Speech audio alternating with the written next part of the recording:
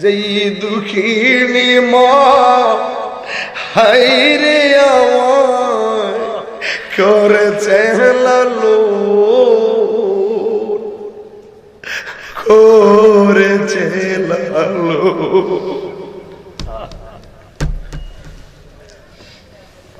আমি কেমনে দিব ওই দুঃখিনী মায়ের দাপো এখন তোর মুখে হাসি নাই কেন এখন তোমাদের নাচানাচি নাই কেন প্রত্যেকটা পোলাপান তার মার পাগল আমি কেমন করে দেব মাটি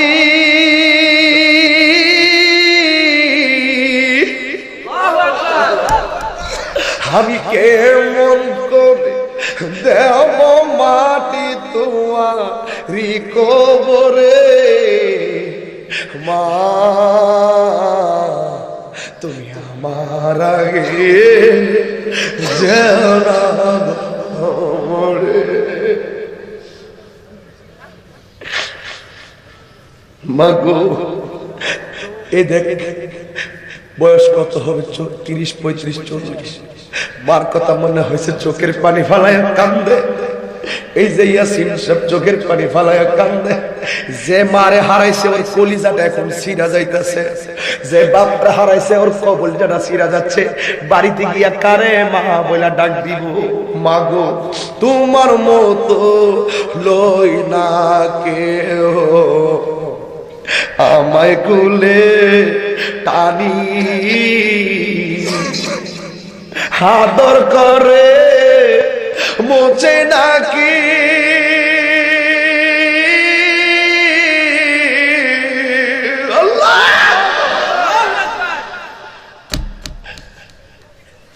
আদর করে মোচে নাকি আমার চোখের পানি হায়রে মা জননী আমার হায়রে মা জননী মাগো তোমার মতো লই না কেহ আমায় কুলে টানি আদর করে মোচে নাকি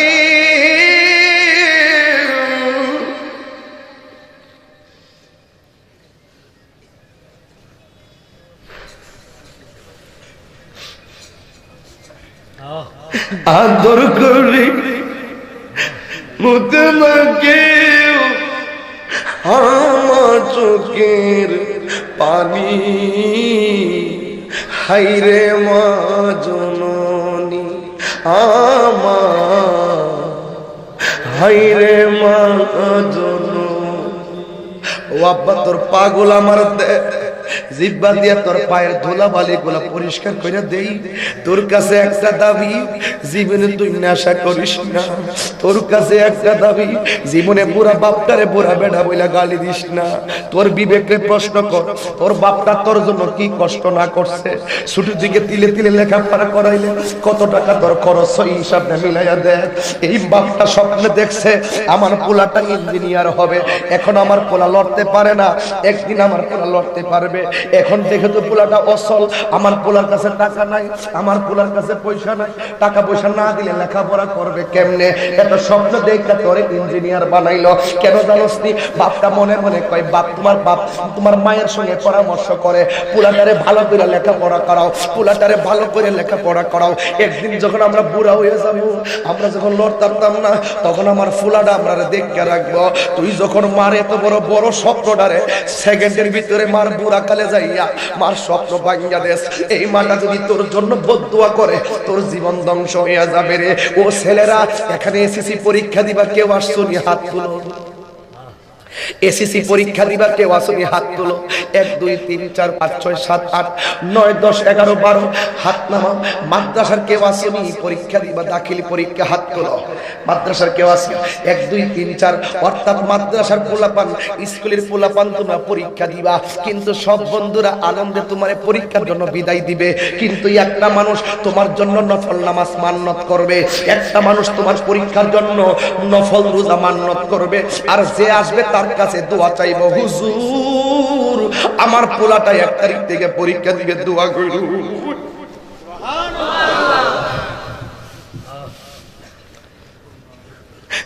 মা গো ও মা মদিনা কত দূরে, মা গো ও মা মদিনা কত এসে তাই আমি যাব কেমন করে, সে তাই আমি যাব কেমন করে।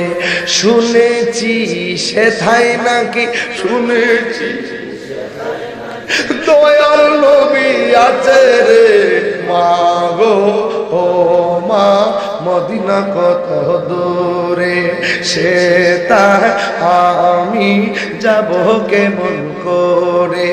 মা গো আমি তোমার কাছে চাই না চকলেট মিষ্টি, তাহার রোজা দেখতে চাই যার জন্য সব সৃষ্টি। মা গো আমি তোমার কাছে চাই না চকলেট মিষ্টি, তাহার রোজা দেখতে চাই যার জন্য সব সৃষ্টি। সেই আশা বাদলো বাসা, সেই আশা বাদলো বাসা আমার অন্তরে। মাগো বলো না মদিনা কত দূর, হে মাগো বলো না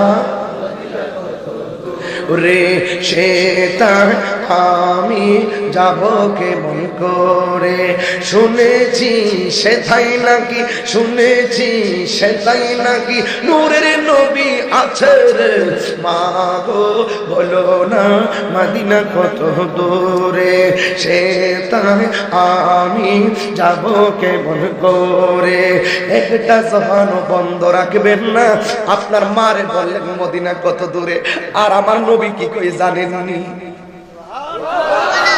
আপনি কোন মদিনা কত দূরে? আমার নবী কয় আল জান্নাতু তাহাতা আকদামিল উম্মাহাত, মায়ের পায়ের নিচে সন্তানের জান্নাত। আমার নবী আবার কি কই জানেননি? তুই মায়ের কাছে মদিনা তালাশ করোস, আর আমার নবী কয় মায়ের চেহারার দিকে একবার যদি তুমি তাকাইবা আমার আল্লাহ কবুল ওদের দিয়া দিবেন। আল্লাহু আকবার। কিসের সাফা, কিসের মারওয়া, কিসের আরাফা, কিসের মুজদালিফা, কিসের কঙ্কর। আল্লাহ কুরআন কয় ওয়াহানান আলা ওয়াহিনিন, এই পৃথিবীর মধ্যে যদি কোনো মানুষটা কষ্টের পরে কষ্ট করে থাকে, ও যুবক জবানটা খুললা আল্লাহরে ডাক দিয়া কষ্ট আল্লাহ, আরে জবানটা খুললা কয় আল্লাহ।